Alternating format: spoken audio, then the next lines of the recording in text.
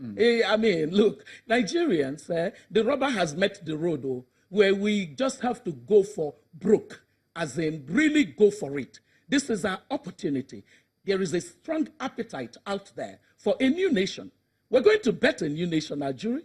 I dare to say that we're going to walk the streets, we're going to walk everywhere, we're going to do what it takes.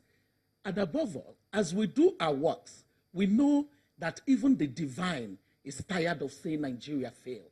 For us, this is not a joke. We are running to win.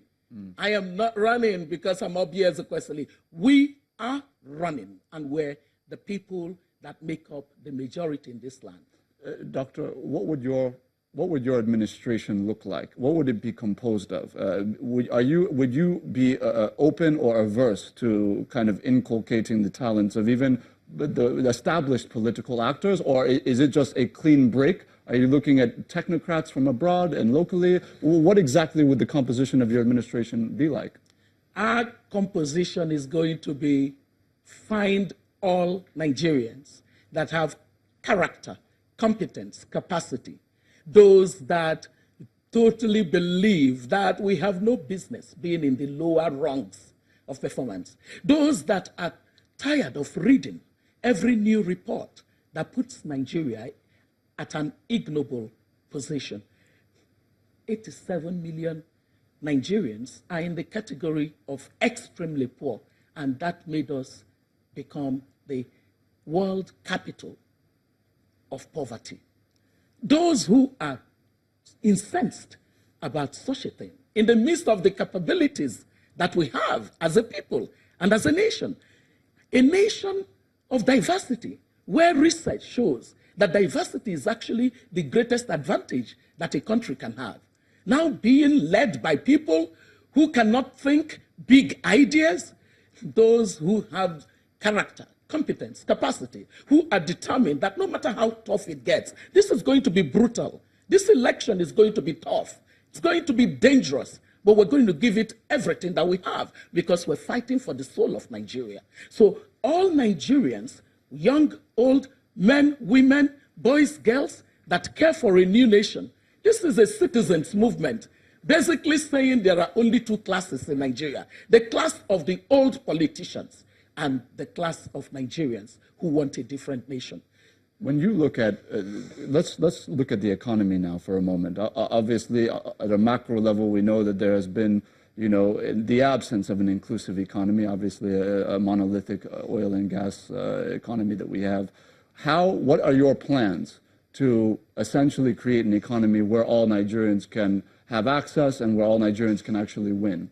So the number one thing for us is we are going to engage Nigerians to agree that our economic philosophy is that the citizens enabled will flourish as private sector to signal the path for productivity and competitiveness of our country and themselves. So that economic philosophy, where we do not see the government as the be-all and end-all, is key and essential.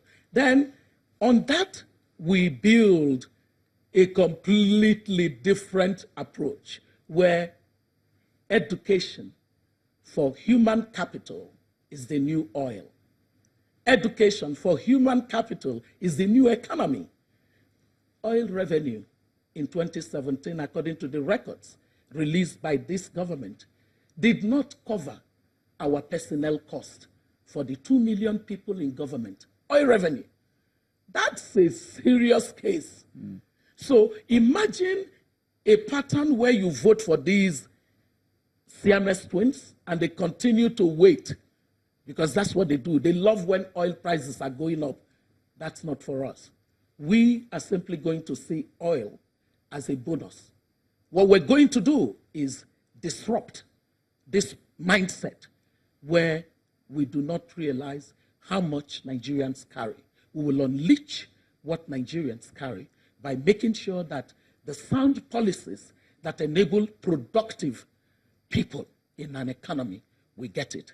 We will do sound policies that would enable the macroeconomic environment to be stable and to give people the confidence, whether within or from abroad, to look for opportunities. We will focus on economic structural change.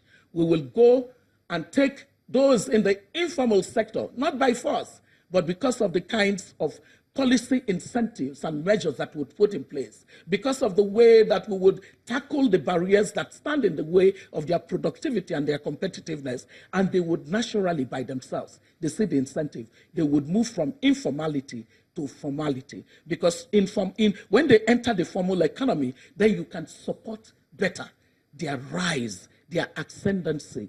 We have all of that clearly articulated. Then our investment into the kind of public services that businesses require and individuals require in order to be competitive, so they don't have huge transaction costs, it's really good. And then institutions. No man, no woman will be above the law. Institutional predictability that will govern the sanctions and the systems of incentives in our society. It's going to be brilliant. I am telling you, a jury, I can already see a new Nigeria. In fact, I have entered the new Nigeria.